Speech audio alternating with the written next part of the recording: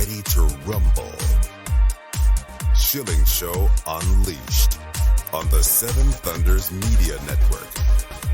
Former city councilor, husband, father, and community watchdog. Your host, Rob Schilling.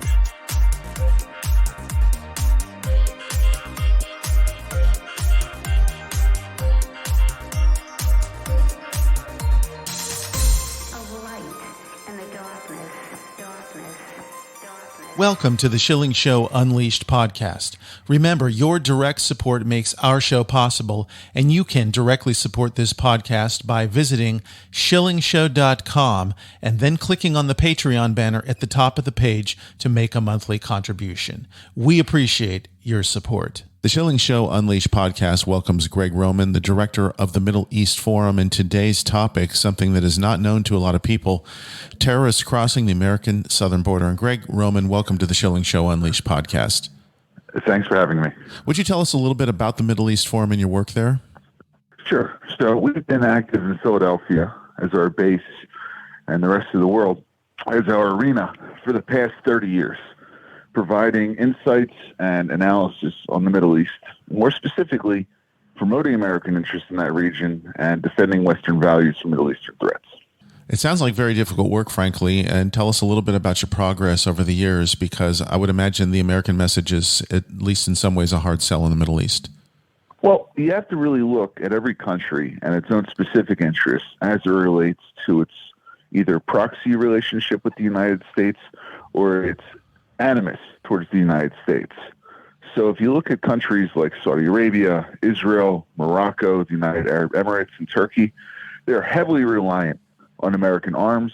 They're heavily reliant on American support in international organizations and on trade with our country. And Iran, they use America as a foil to foster domestic discontent back at home and also to blame their problems that are attributable to their own internal mismanagement on what in some countries call the U.S.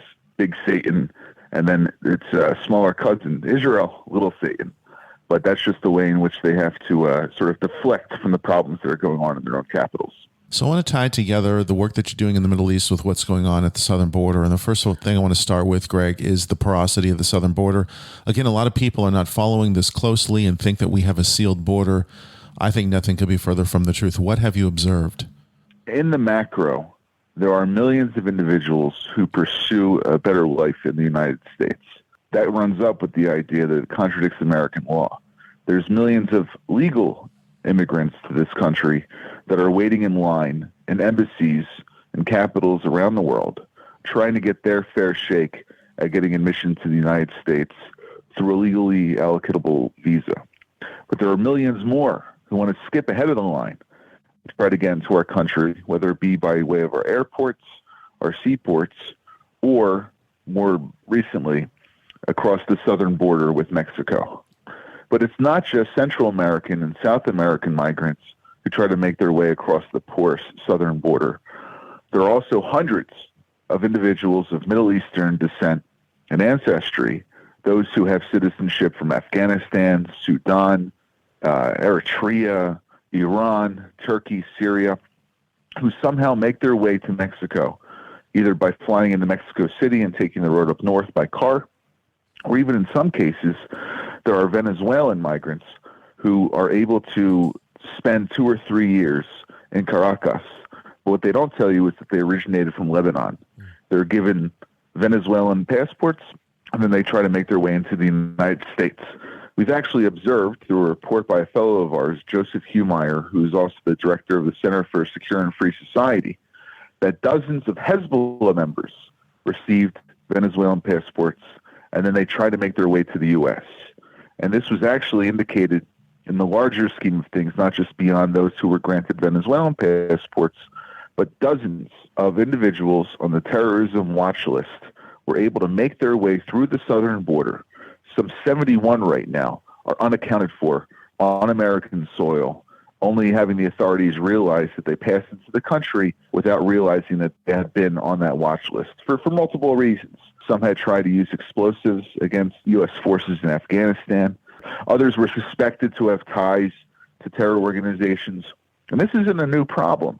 If you go back to the mid-1970s, there were individuals who were involved in the Bangladeshi genocide from a group called Jamaat-e-Islami, which is the Islamist party active in Dhaka in Bangladesh, which once upon a time was East Pakistan. And they are still in this country now being investigated by DHS's Human Rights Division, but they haven't been able to find the gumption to deport them yet. So this is a systemic problem. In the macro, it's more about migrants and trade.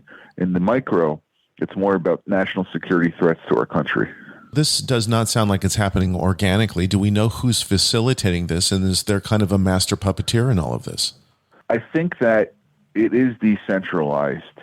I think that if you were to look for those who were planning on bringing these individuals across the border or through our airports or through our refugee admissions programs, you really have to look at each country, which is seeing their citizens leave their homestead and then coming to the United States for the source of the problem. Let's take Afghanistan, for example. The U.S. was in a rush to try to evacuate tens of thousands of Afghanis who had worked with the U.S. government or who had been enemies of the Taliban prior to our country's withdrawal in August of 2021. The problem is that the screening process that the government had used had a lot of holes in it, which led to a recent hearing which took place in the U.S. House of Representatives back in March, where the Department of Homeland Security Secretary admitted that there were multiple individuals who had participated in attacks against the United States and its army while they were in Afghanistan and had somehow slipped through our screening process to get into this country. If you look a little bit further than that, and you say it's not just Afghanis who had ties to the Taliban or other groups that were able to take advantage of the system, it's the systemic problems which are inherent in the way in which this country does immigration, specifically as it relates to those that are seeking to do harm or who have sought to do harm to the country in the past.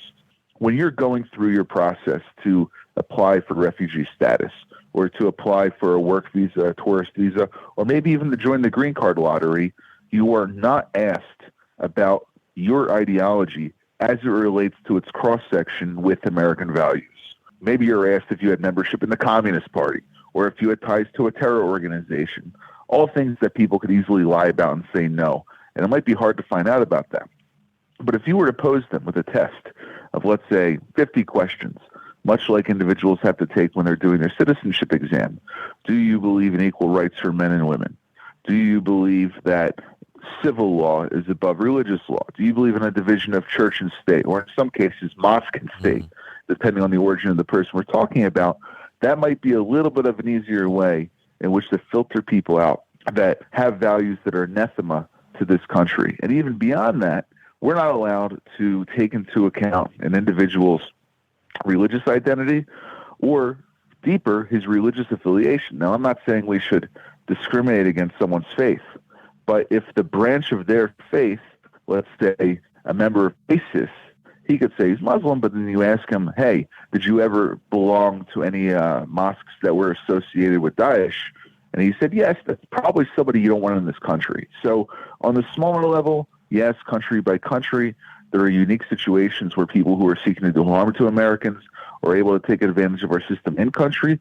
But the larger issue is that the Department of Homeland Security and the government, customs, immigration writ large, has to take into account a more proactive approach at finding out who someone really is, rather than just trying to apply a neutral litmus test to everyone, regardless of their origin. Greg, the question is then, why are we not doing that? Are these political reasons? Are we incompetent? What's the story behind that? Well, I mean, I don't know if you saw this Project Veritas story that came out 2 or 3 days ago. Yes. Where there was a whistleblower from DHS, specifically the Immigration Division, that had admitted that the country was aware post-admission to the United States of individuals who were affiliated with violent organizations and who had actually partook in attacks against the United States. Yet different departments of the Department of Homeland Security and the Department of Labor were issuing work visas to these people, even though we knew they were on the terrorism watch list.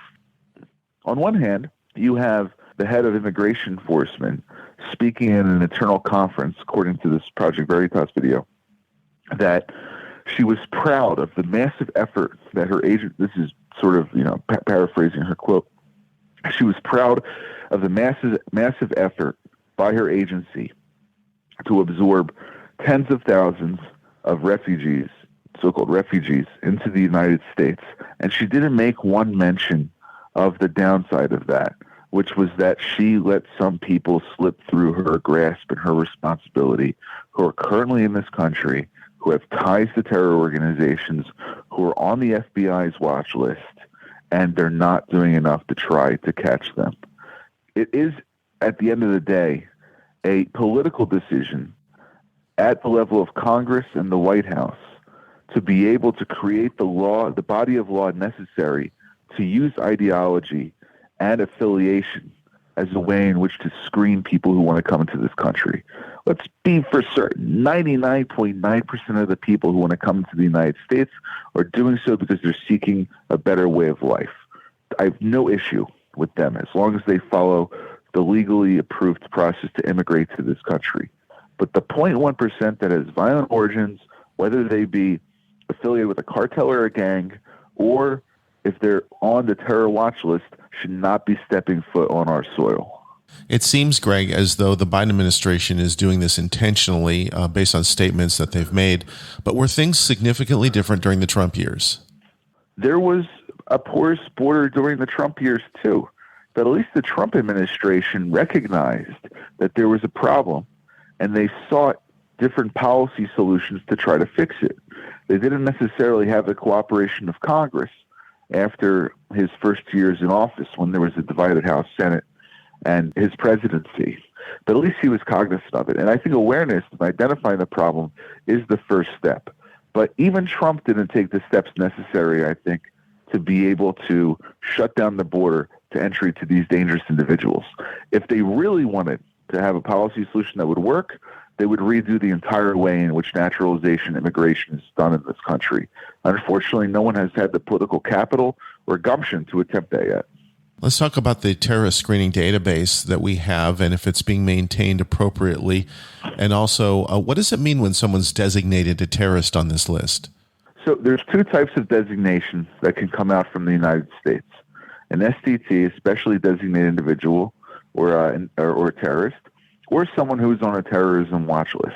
If you're on the watch list, you haven't necessarily been convicted of a crime, but the United States has intelligence which would suggest that you have either participated in an attack on an American overseas, you were involved with material support, financing, leadership, perhaps you were part of a religious arm of a terror organization, and you're someone that the U.S. has to look out for.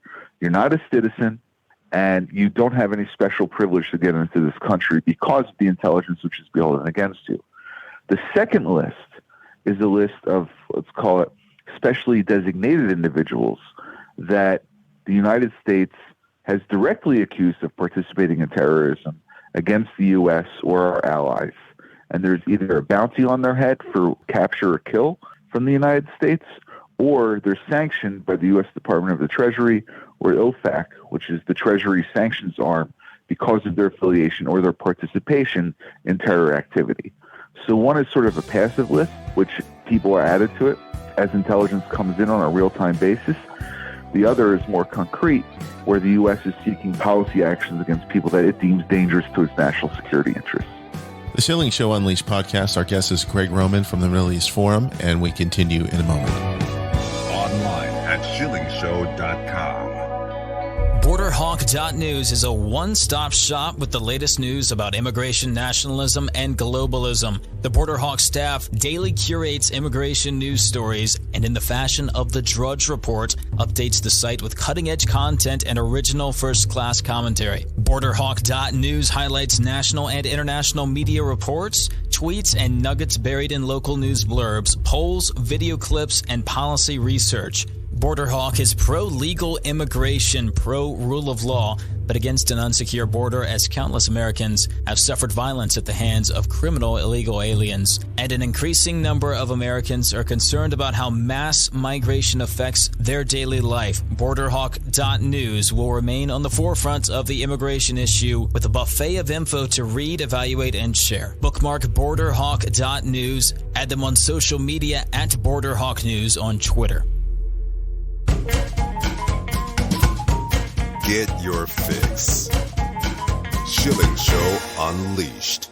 The Schilling Show Unleashed podcast continues. Our guest, Gregg Roman, director of the Middle East Forum. We're discussing terrorists crossing the American southern border. So recently, several Congress people have been speaking up, perhaps most notably Chip Roy out of Texas, but several others as well, concerned about a lack of transparency in the process. Is it really difficult for Congress and the public to get this information?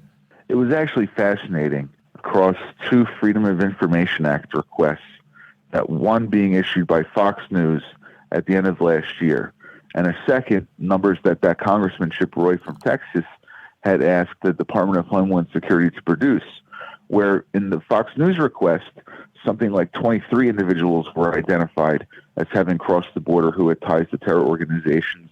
And when Congressman Roy put his request in, that number almost doubled to above 40.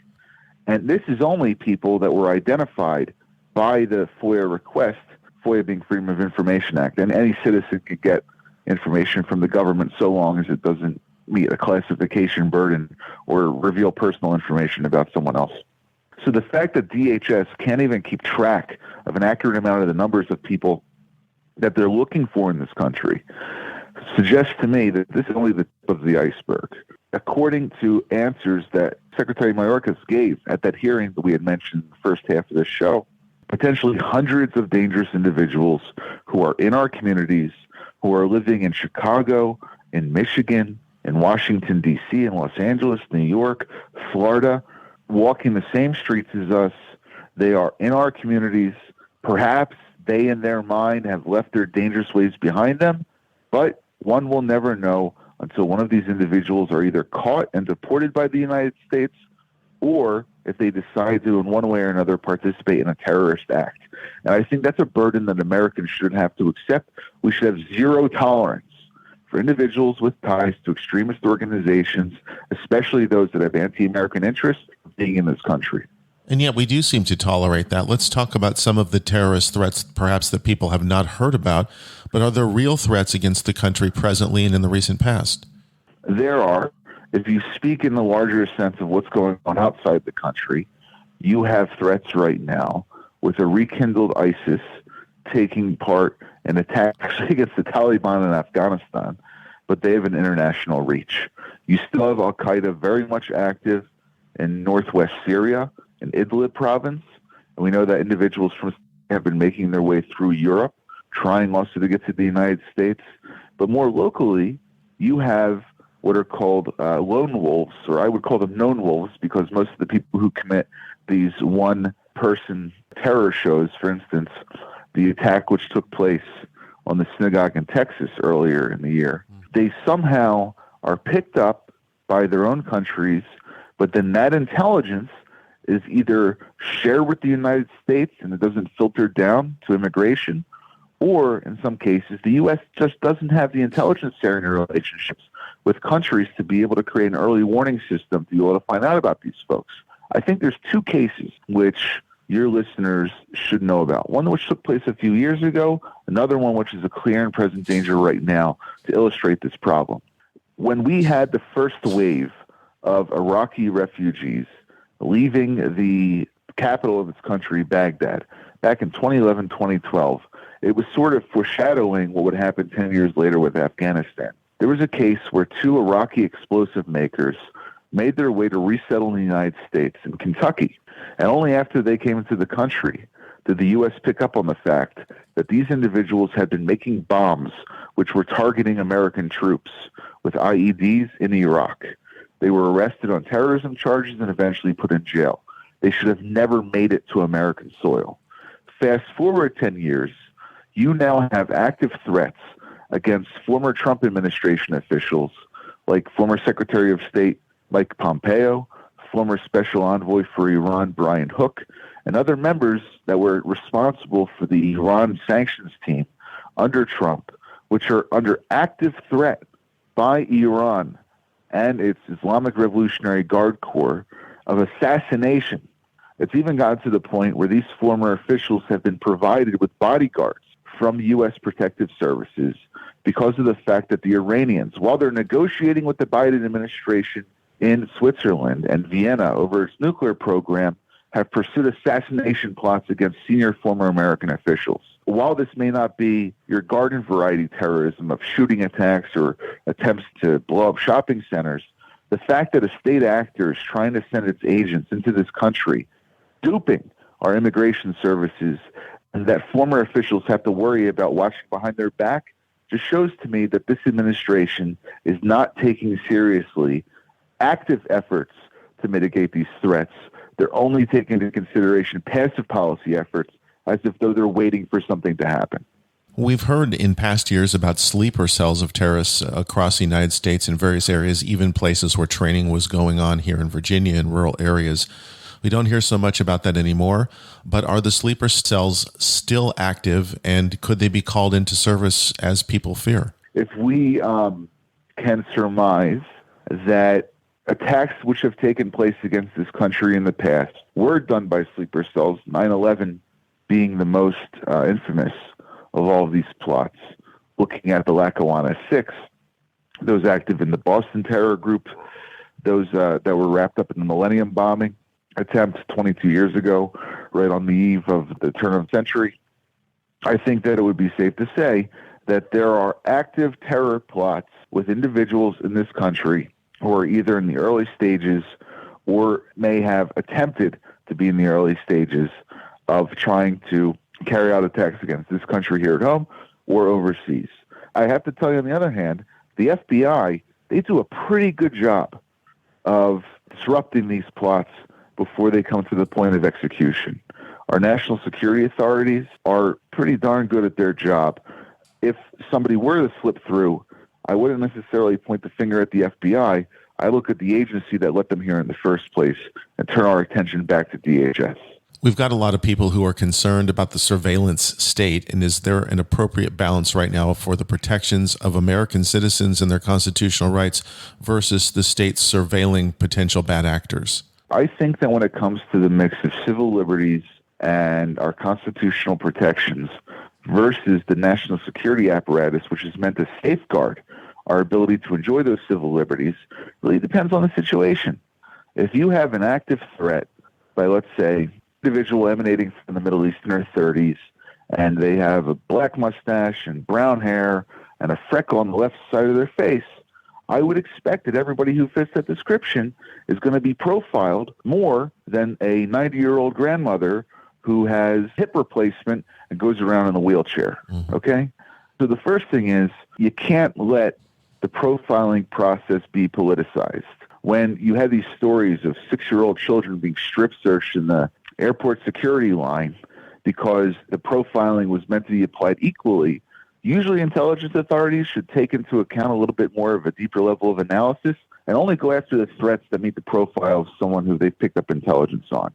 But when it comes to electronic surveillance, when it comes to the use of advanced means like cell phone interception and other items by our national security authorities, I think that the greater power that they have to surveil, the greater a need exists for an independent ombudsman, which currently, by the way, does not exist with the FISA courts. The FISA courts are the U.S. courts that authorize warrants against American citizens who may be suspected of being involved in either espionage or terrorist activity. You have to be able to have an independent party which is acting as an arbiter or as an advocate for those who don't have representation when these warrant decisions are made. But I don't think that you should have anything to worry about in terms of government surveillance if they had that independent capacity, so long as it wasn't being abused and so long as you're not engaging in any violent activity yourself. We talked about the counterterrorism apparatus, as they call it. Has it been significantly updated since 9/11, where certainly and appropriately there were a lot of changes implemented? If you look at the way in which the Department of Homeland Security was formed under its first secretary, Tom Ridge. At the end of 2001 and the beginning of 2002, it's really gone through two massive evolutions. The first was the creation of the National Counterterrorism Center, the NCTC, which sits under the National Security Council and acts as an organizing agency for the 16 different U.S. intelligence agencies that are active in counterterrorism efforts. And the next great reform that took place was the creation of the Department of Intelligence, or the National Intelligence Bureau, which superseded the authority of the CIA and created a Director of Intelligence, which is a cabinet-level position.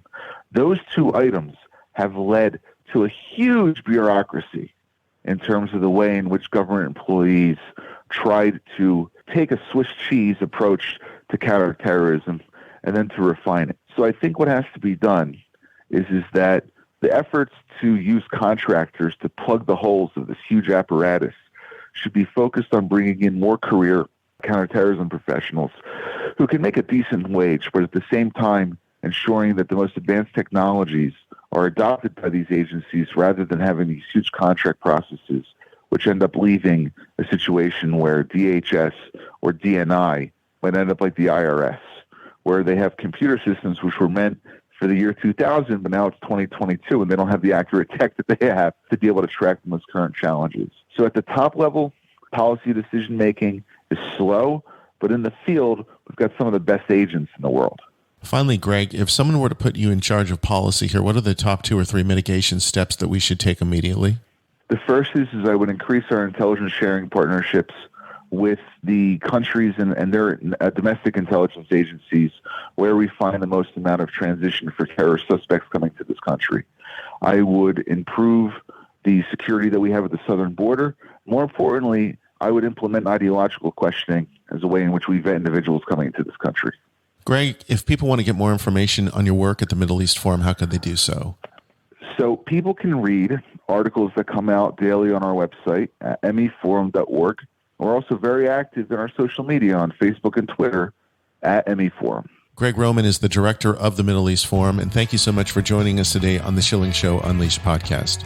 Thanks for having me. That concludes another edition of the Schilling Show Unleashed podcast. Visit us online at shillingshow.com, where you can directly support this podcast by clicking on the Patreon banner at the top of the page and making a monthly donation. Your support is essential for the continuation of the Schilling Show Unleashed podcast. Until next time.